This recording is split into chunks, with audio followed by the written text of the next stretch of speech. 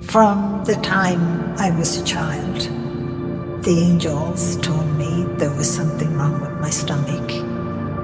Until the day came, they told me to go to the doctor. And he booked me in straight away for surgery when he saw what was wrong. He took out of my stomach all of the large intestine, and he took out so much of the small one, and that's when I died. I left my human body. I went straight to heaven. It's very hard to describe. No pain, nothing. But your soul is that spark of light of the Creator.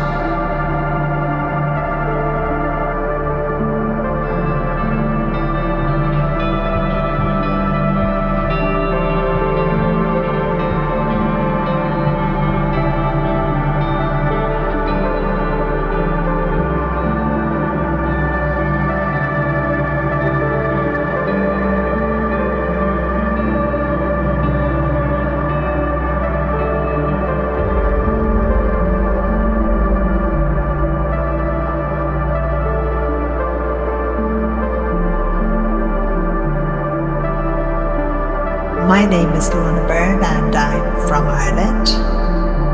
I was born in Dublin and I spent my young life there, maybe till about 7, and then we moved to Ballymun and I loved it there too. It kind of brought you out into the countryside. We were very, very poor. Food was short, most of the time it was maybe bread and jam. I remember my parents struggling, for clothes for us children, never mind themselves. And what would I say? I wasn't getting enough, and I started to break out in all sores. I was malnutritioned in that way. So things were really, really hard. One time I went to stay with my aunt, and even to this day I remember this. They gave us breakfast one morning, and it had a sausage and a rasher on it, and an egg, and tomato, and toast. It was the biggest meal I ever saw. I can still see that plate. It was, I was shocked, all this for me. I think at that time it just struck me how poor we were. No matter what ups and downs I have gone through, it was all part of the journey, and I believe all of that has made me who I am today.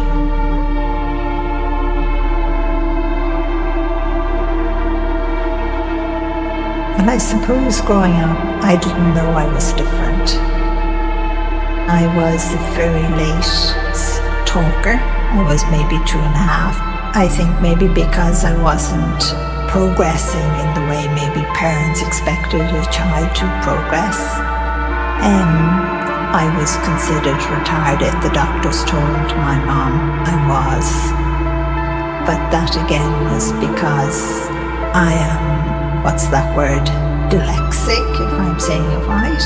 Dyslexic, and way back in Ireland then, if a child was considered retarded, they were usually put into an institution. That's what was constantly said to me growing up, even as a teenager. It was like, keep your mouth shut. Don't let them know you're a fool or you're stupid. I went to school and I would be put in the back of the class, and the teachers would take no notice of you. And sometimes I would cry. I would head off on my own, out across the fields. I was forever doing that. It was like as if, in a sense, growing up was I didn't exist in the human world. I suppose I have been in contact with my soul more than the human part of me. And sometimes when somebody was being cruel, say something really nasty, or I would hear adults passing comments, the angels would comfort me. The angels would say to me, they know no better. I see angels physically, and to me it's normal and natural. Going way back when I was an infant, I didn't know they were angels. They were just, what would you say, over my cot. Angels are extremely beautiful. Their wings are so slender and so fine, and they're moving so gently, like silk or like mist. But they are astonishing. The angels have been my best friends. They've been my teachers. And everything I know, I've learned from them. They taught me how to see. Like humanly, people have lost the gift of seeing. Use only luck. You look around the room, but you haven't really seen what's in the room. I'm not just looking at you, I'm looking at everything in between you and me.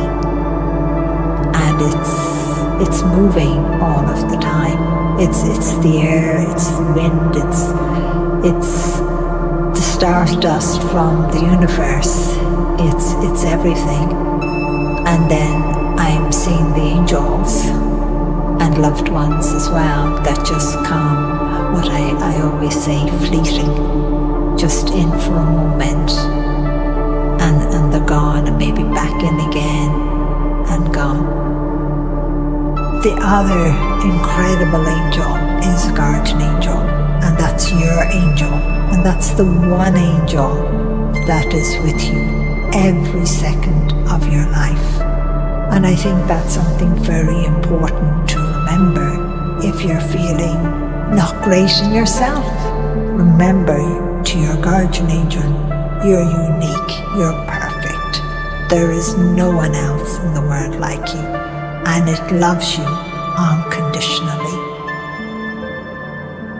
I never went on to college because I couldn't read or write, but I've been educated in a different way. I suppose I've had the best teachers in the world. I've had angels, and even souls of loved ones, guiding me all the time through my life.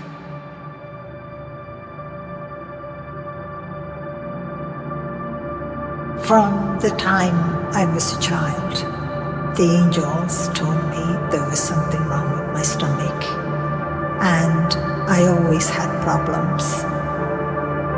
I never complained, until the day came. They told me to go to the doctor. So I went to the doctor and just told him I was having problems with my stomach. He sent me to a specialist, and he done a test, and he booked me in straight away for surgery when he saw what was wrong. He took out of my stomach all of the large intestine, and he took out so much of the small one, and that's when I died. I left my human body. I went straight to heaven. It was very fast for me. It was like in a moment I was there. It's very hard to describe. No pain, nothing. You're perfect. It wasn't the body that was lying on a bed with nurses and doctors all around me. But your soul is that spark of light of God, of the Creator. You're part of God. And to me, that is something so incredible. I don't think mankind has grasped that yet. You have the choice, you have the free will to become aware of your soul.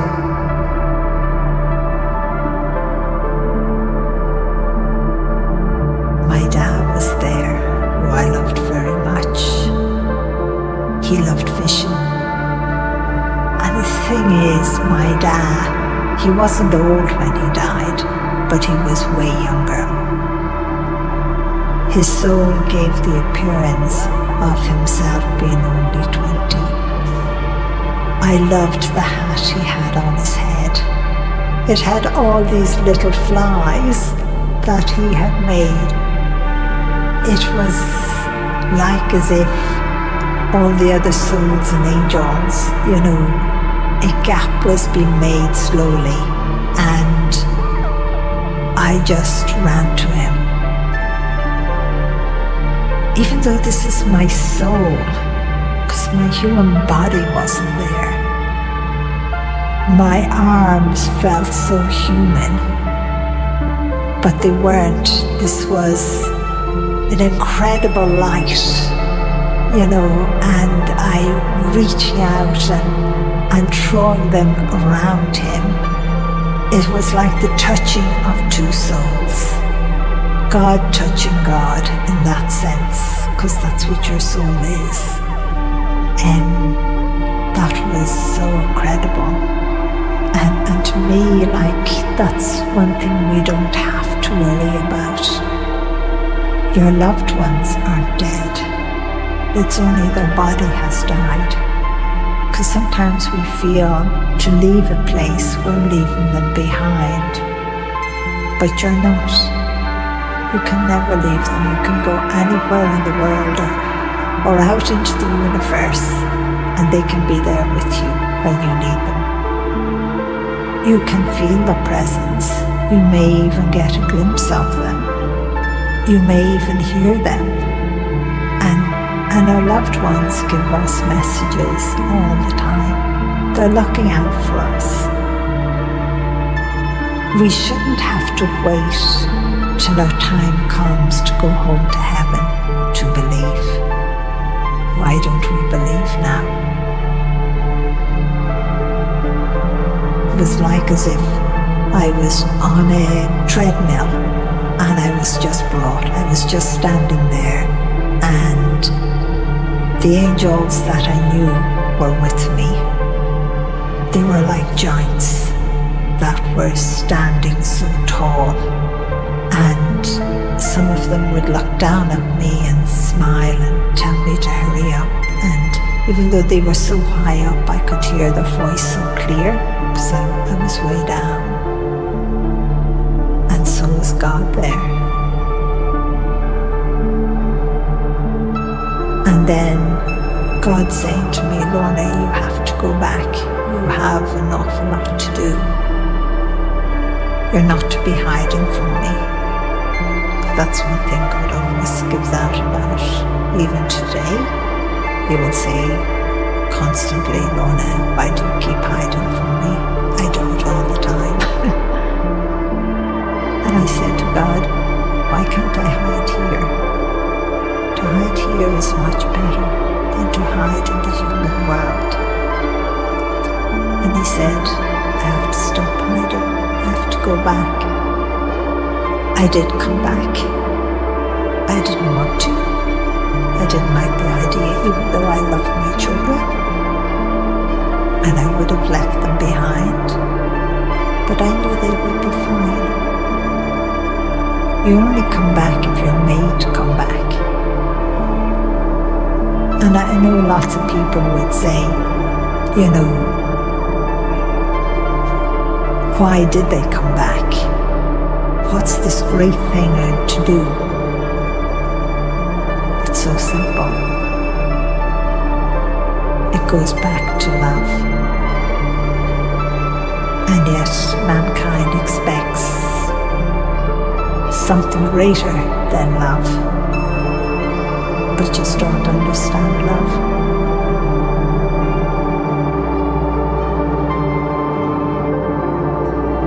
I was in intensive care for, I think, nearly 2 weeks. I was that bad. I was still on a breathing machine. I remember the surgeon coming around every so often. Sometimes, you know, he just put his hand in my hand. But one thing I did love was just seeing all those angels around my bed. And so many souls, I didn't even know them. It was like a march of angels and souls constantly along my bed, but they were moving, thousands of them in that way. And I remember when they decided I could breathe on my own and they took those tubes out.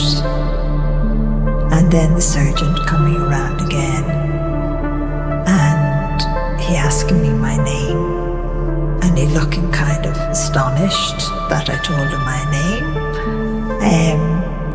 Do you know where you are? And I said, yes, in hospital. You did the surgery on me. And he looking at me with big eyes, you know. And then he told me, you know you were gone for 10 minutes. You shouldn't be able to. We were expecting brain damage. You were gone. They didn't know how they managed to bring me back.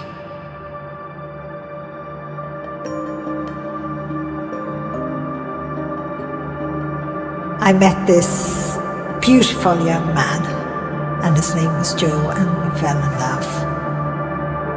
One thing I always remember before we got married, you know, I was sitting in the car with him, and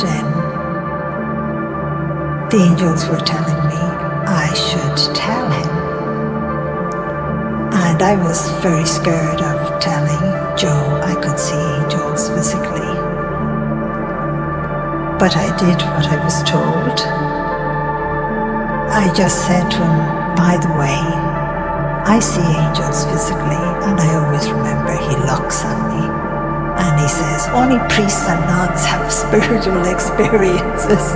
And he just gives me a peck on the cheek, and I get out of the car and I just said to the angels, I said to God, he's gone, you know, you were wrong in that way. But of course he wasn't, and we got married and lived in the little cottage in Maynooth, and I had 4 children.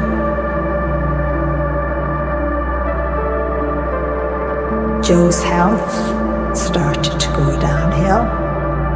Eventually he had heart surgery, triple bypass, he had strokes, diabetes. But I always remember getting into bed. His guardian angel was standing right there at the side of the bed and being told he's not going to wake up. And I was just to lie there beside him. I got on the phone and I dialed the emergency number and I said what was happening. Just before the ambulance came, I had already seen his guardian angel change position and just lift Joe's soul from his body, just up and out. The room just lit up with light. But I always remember my son Niall running into the room, and he doing his best to revive his dad. And I wanted to tell him, your dad's gone. You can't revive him. But I couldn't. I just couldn't do that. That was really, really hard for all my family, for my children. After my husband Joe died, I always remember Archangel Michael coming up behind me, and he just said, Lorna, I have a message for you. And he said, God has said it's getting near time to write your first book. And I always remember saying to Archangel Michael that day, I can't even read or write. How on earth does God expect me to write even one book? I thought God got it all wrong. The angels got it all wrong. They've got completely mixed up. I always remember trying to get the courage in myself to say to someone, I'm going to write. Why kept it a secret that I couldn't read and write except from my family. So I was scared of being ridiculed, and that's one thing that I gave out to Archangel Michael about, and all of the angels and God. I'm going to be ridiculed and laughed at. But I was told to have courage. One day, a knock came on the door. This man stood there, and I said, do you want to come in for a cup of tea and say hello? And he just said he was dropping in for a few minutes, and I got a complete shock when I saw him carrying in this big box, and he puts it on the table, and he just said, that's for you. And he left. And to my shock, there was, I suppose, my first laptop to ever see in my whole life. And there was a printer, and there was a speakeasy. And I just turned around to Archangel Michael and that, and I said, but I can't use this. And they said, it's for writing your books. Angel Elijah came one day and said, the help is going to come. And neighbours from down in the village called up a husband and wife. And I said to him, I have this computer, this laptop. He set it up. And I told him I was dyslexic, I can't read or write. And he said, don't worry, I'll show you that you only have to press 1, 2, 3 buttons. And so that's how Angels in My Hair started.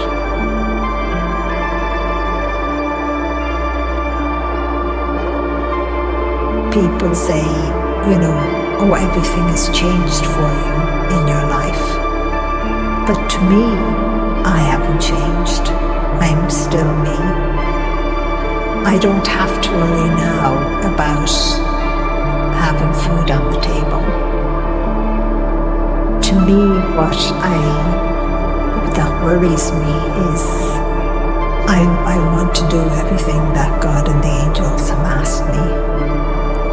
And they still haven't revealed everything to me.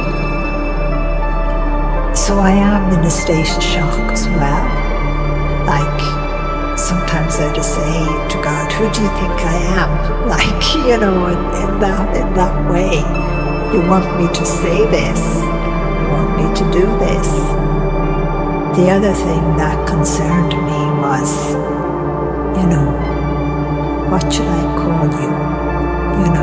God, Jesus, Allah, all the names, there's hundreds of names for God.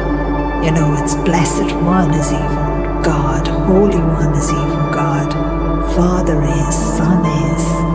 There is just so many names in so many different languages.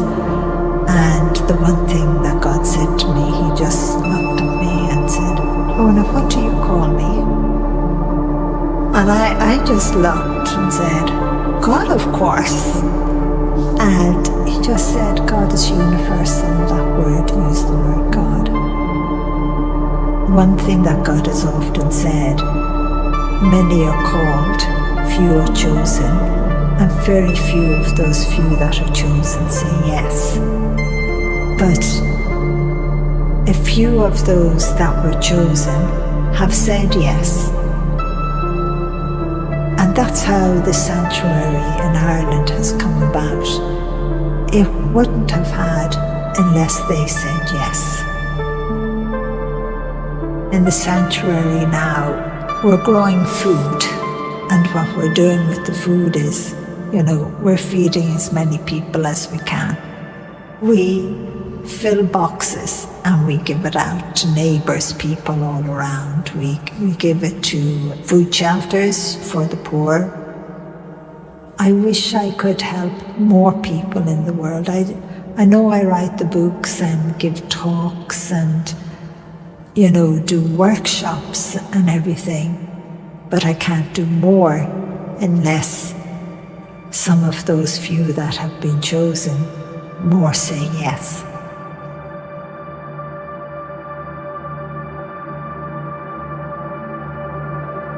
I'm always being asked about prayer. And one thing I would say about prayer is that it's very powerful.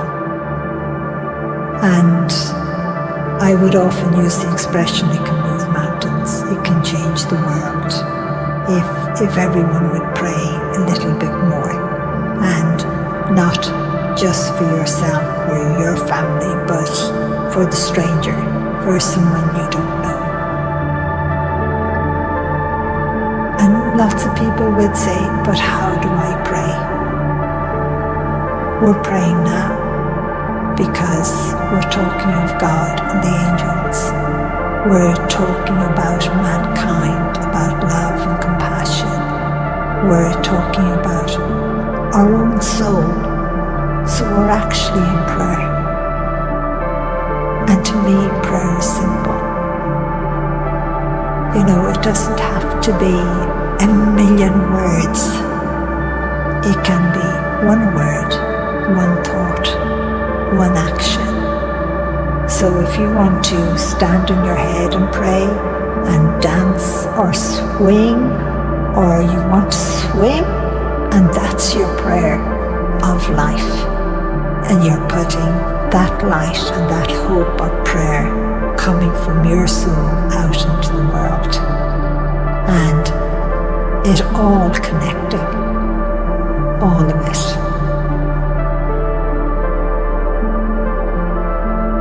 We all need to give the world, this human world and every human being, hope.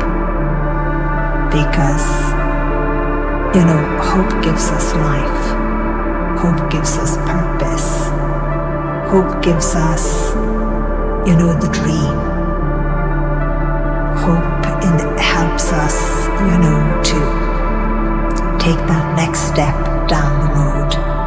So if we would all give more hope and more love, we could change this world overnight. I know we could. I see so much good. So much good. We've a lot of negative, bad things, but the love and the good outweighs that by a million times.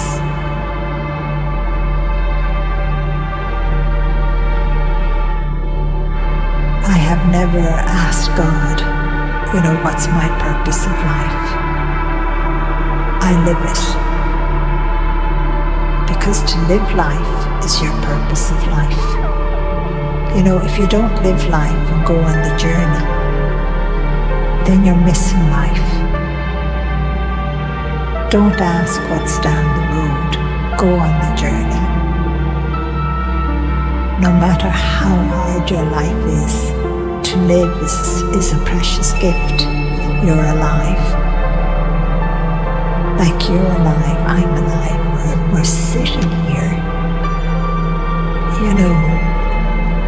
and we should be cherishing that gift that we are alive and we are experiencing as much as we possibly can open ourselves to.